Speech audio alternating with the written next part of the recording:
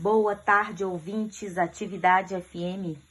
Hoje, o podcast Qualidade de Vida recebe o psicólogo em formação César Felipe, o líder do nosso projeto Tudo pelo Reino, falando acerca de um assunto muito contemporâneo e pertinente. O assunto é surtos coletivos à visão da psicologia. Um exemplo aí que nós temos vivido nos dias atuais, né? Ou melhor, que tem se difundido aí, né? Essa onda do morango do amor é um exemplo de surto coletivo. E hoje estaremos ouvindo considerações importantes sobre o assunto. Boa tarde, César Felipe. Boa tarde, Maria Angélica. Boa tarde a todos os ouvintes do programa Tudo pelo Reino. Eu sou o César Felipe, psicólogo em formação. Estou no 4º período aí de psicologia. E nesta tarde nós vamos falar sobre os surtos coletivos, como houve aí do mais conhecido aí nos últimos dias, morango do amor, que foi, na verdade, um surto que teve aí, né? Várias pessoas procurando experimentar, conhecer, fazer, várias pessoas aí lucrando, né?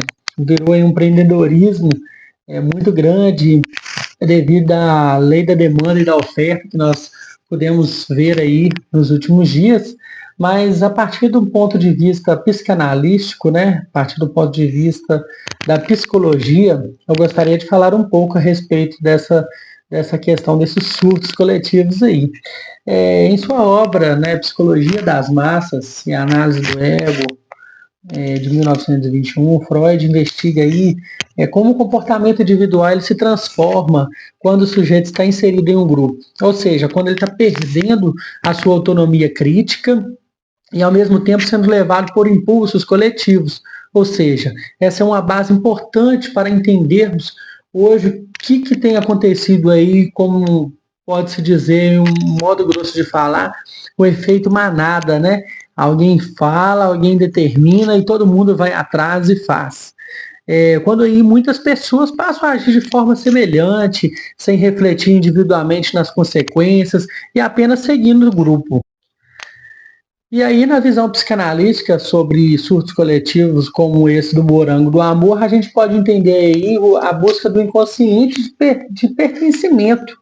Ou seja, em tempos aí de segurança, vazio, simbólico, as pessoas tendem a se unir a algo que parece dar sentido a elas próprias, mesmo que seja trivial. O surto coletivo é uma sintoma aí de carência simbólica maior. É um sintoma aí que nós vemos que muitas das vezes as pessoas têm um vazio, têm uma necessidade, e aí elas correm atrás de algo que possa preencher esse vazio que tem dentro delas.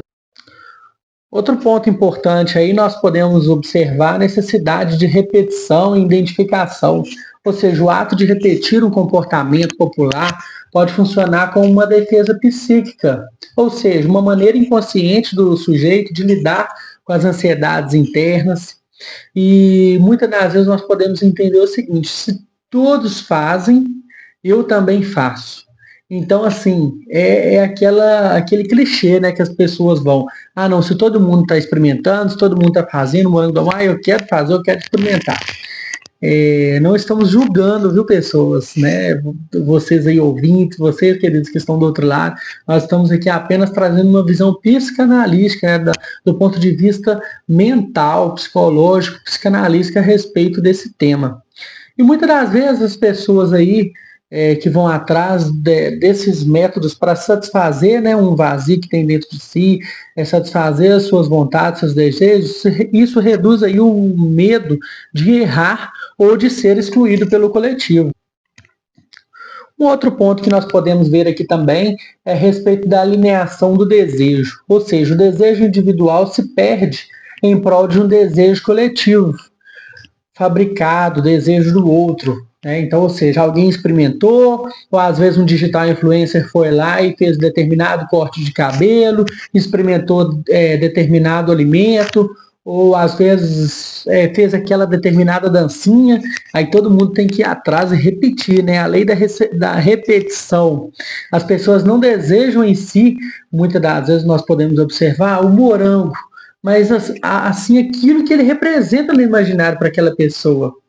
ou seja, o coletivo, o sentimento de pertencimento, aceitação e viralização.